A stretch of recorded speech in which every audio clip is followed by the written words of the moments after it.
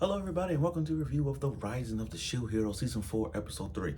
Now, I'd like to take a moment to say that today is Wednesday. There's going to be a lot of shows to do reviews on.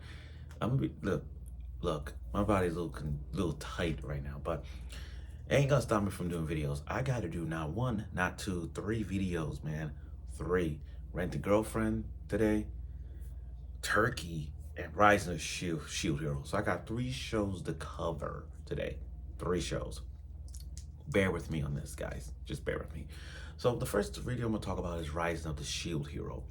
You know, the first two episodes was really good. It introduced new characters and new stuff.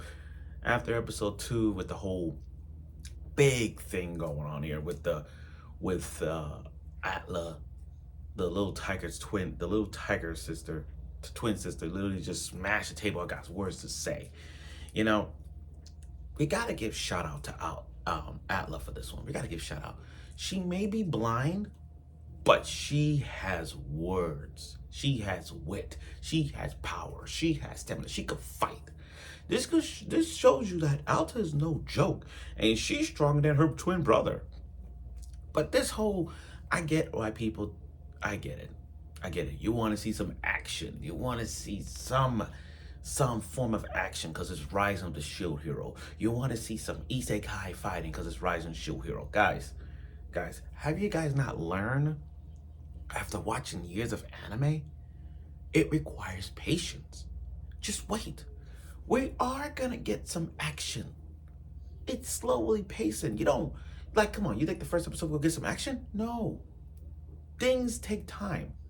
The best part is just be patient with it. Just like I am with the girlfriend, which, by the way, I'm covering, by the way. It takes patience. And I like Rising of Shield Hero. I like Now. For me, he's one of the greatest MC isekais out there. Come on.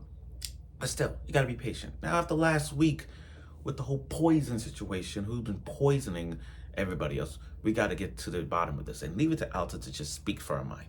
So without further ado, let's get right to the review of Rising of the Shield Hero, Season 4, Episode 3. Okay, let me start with a big old introduction. This is not a boring episode, guys. I know people want to see some action. People want to see a lot of talking. I mean, people want to see a lot of action. But this whole thing was just talking.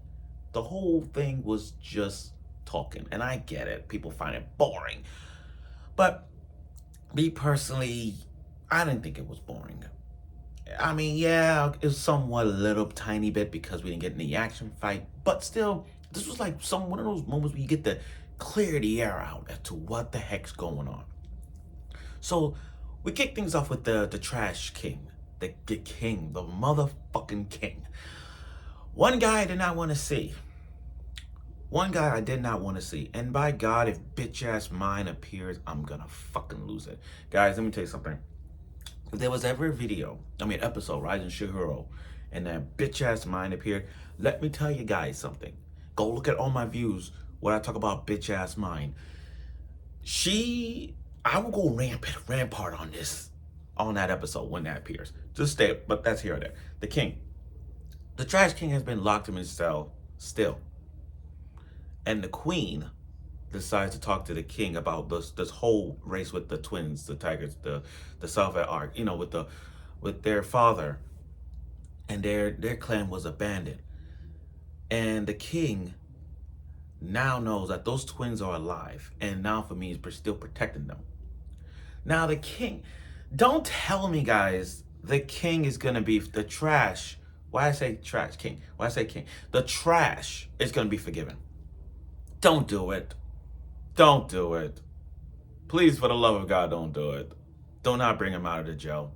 Don't do it. I swear, if the king gets out of jail due to good behavior, I'm going to fucking lose it. He should have been dead a long time ago, guys. I don't know if I want him back. Me personally, I don't want him back after the shit he did the entire episodes. But that's nearest there. Now, Alta, the sister. You gotta give props to the sister in this episode. Her words, she had more dialogue than anything I've seen in the last other seasons. She had more dialogue. This world that they're in now, this Salvat Arc, this Salvat area, All they want now for me was just want a ship. But the whole thing about who poisoning who, that's the big question.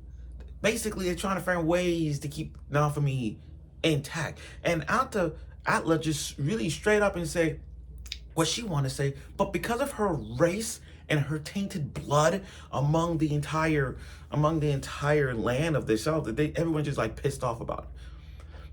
But they're the same race. Everybody here is the same race of Zootopia world. You got full humans, half humans, but their race is tainted blood. They're gonna spew curse for all that shit, and everybody gets a little tight when they see them. And leave it to her saying, now for me is the peace that brings all of us kind together. He brings all kinds together, no matter what race we are. He'll bring all kinds together. Like, come on, this girl is, look, Atla is like Raftalia. She will fight, die for Nafumi. You gotta understand, that's how Raftalia was. Go back to season 1, look how Raftalia was. And Raftalia will do everything for me. Atlas, same thing. She will do everything for her. Do everything for me. I mean, she loves him. She loves him. Yes, in a harem way, but still loves him. She will do everything she can. And defending Nafumi. Nafumi is the heart and soul of the group. He's the heart and soul of the IMs of the series.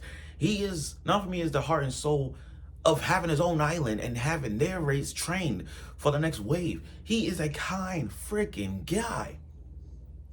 And everybody just tainted with all this race. It has nothing to do with that. Nafumi is the guy that you trust.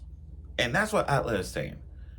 Trust Nafumi with your life. All you guys doing the whole thing, these episodes was just having him get a harem, having a banquet, and all those shit. What you should be discussing is the upcoming waves. What you should be discussing is what you can do best for Nafumi. But everything's about you guys who basically, this other race, these other clans, basically want Nafumi to stay. He don't want to stay. He doesn't want to stay. He just get him to do some research about this whole thing, and that's that.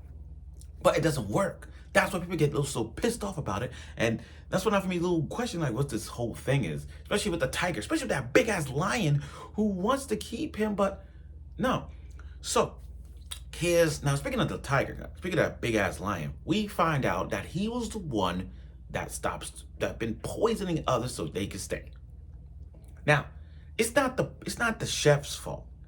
It looked like a polar bear, like brown, but it's not his fault that he poisoned him. I mean, Philo and Sadina find out brought the chef that been actually poisoning him, but it's not his fault. See, this is one of those times where I forgive him. It's not the chef's fault. He was ordered to do it, and who the one that was ordered for? It was that big ass lion. Now, again, he did it for the family's sake, because they were gonna torture his family, but he did it out of kindness.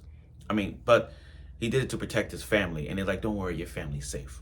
Your family is safe. Don't worry about it." Now the tiger, normally you get like a reaction like, "What?" But his like, okay. So he knows nothing happened. Nothing. Like, do you have any proof that it was me? All that. It's one of those, like, especially objection VX attorney vibe thing going on. But the whole this thing was just the whole basic of this episode. Yeah, it was a lot of dialogue, but this is all about race. This is all about race. What race brings chaos to their race, to this main branch? That's what the whole thing was. But Atla is the one who stood tall about this, defending her race, defending the culture that is in Savali. And he, like, come on. So to settle the dispute once and for all, if words ain't gonna work, let's have a freaking duel. Let's have a duel. His people versus Atla. Now, here's the thing, though. Let's call it like it is. It's gonna end in one episode because, you know what this episode reminds me of? This reminds me of season 1, episode 4, when the spear hero and the shield hero fought. And the shield hero had not this been cheating involved. You see what I'm saying? So I hope there's no cheating in the next episode. So, what else happened? Oh yeah, so now for me, wanted to fight, but he's like, nah, Atla's gonna do it. But this is all about race. So if he wins, so if the Minotaur wins, the twin girl gets punished. Now for me, and this party leaves, and discussion. But if Atla wins, the clan, their clan, is gonna be restored, and they're gonna have power. They're gonna be.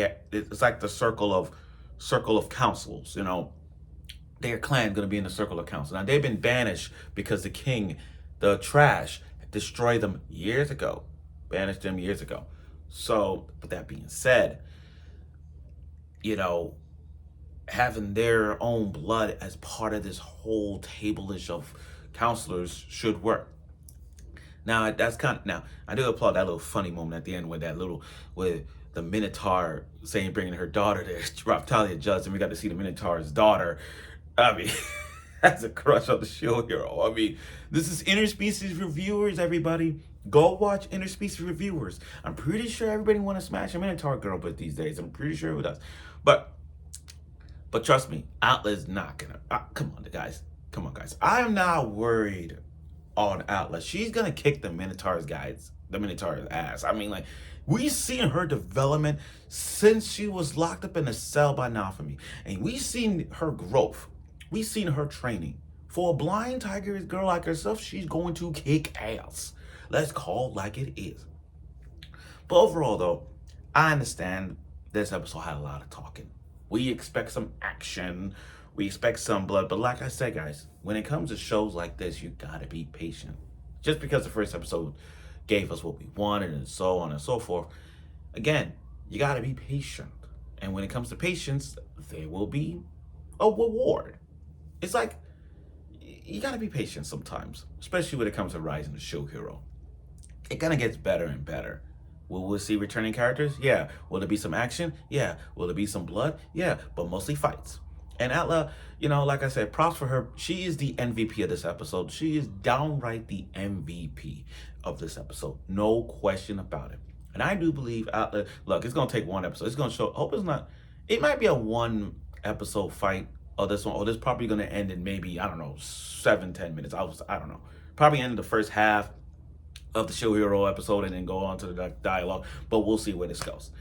But I look forward for next week's episode of Atla face off that Minotaur guy. Let's see. Maybe it'll be a clean fight, or there should be no cheating. Or it should be, well, depends. But I look forward for next week's episode of it, and I'm sure you will.